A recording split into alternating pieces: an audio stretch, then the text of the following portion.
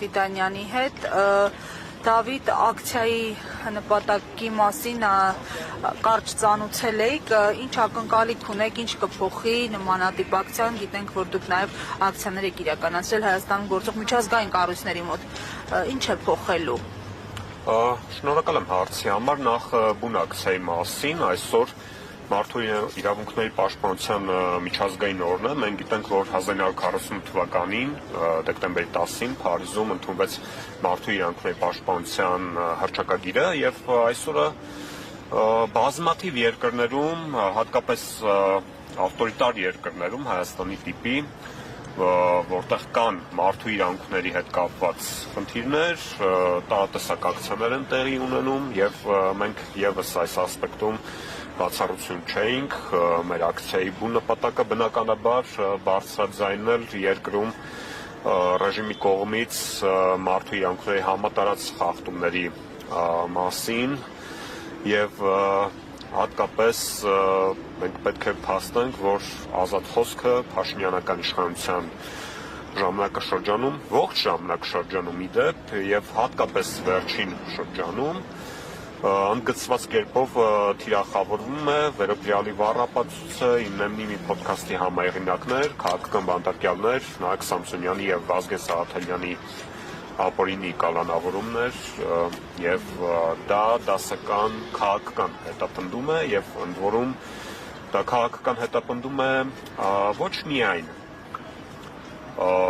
իրենց քաղաքական հայացքների համար Նայք Սամսոնյանի եւ Վազգեն Սաղաթելյանի, այլ դա դասական կերպով հետապնդում է ազատ խոսքի նկատմամբ, ԶԼՄ-ների նկատմամբ եւ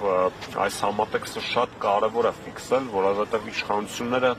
բազմիցս ապացուցել են, որ իրենք վախենում են ազատ խոսքից, վախենում են ճշմարիտ խոսքից,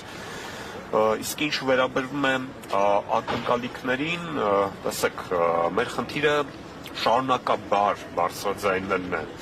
այն ինչ որ տեղի ունենում Հայաստանի Հանրապետությունում եւ ստիպել միջազգային կառույցներին, որպեսզի նրանք արձագանքեն, որպեսզի նրանք մի կողմ դնեն իրենց այս ռոպեական աշխարհաքաղաքական առաջնահերթությունները, որովհետեւ դուք գիտեք, հատկապես եվրոպական կառույցները իրենք խուլուհամր են ձևանում Հայաստանում տեղնեցողի մասով, որովհետև Հայաստանը իրենց հետաքրքրում է որպես հակառուսական պլացդարմ տարածաշրջանում եւ նրանք պատրաստ են հանուն իրենց աշխարհաքաղաքական նպատակների, պատրաստ են հանդուրժել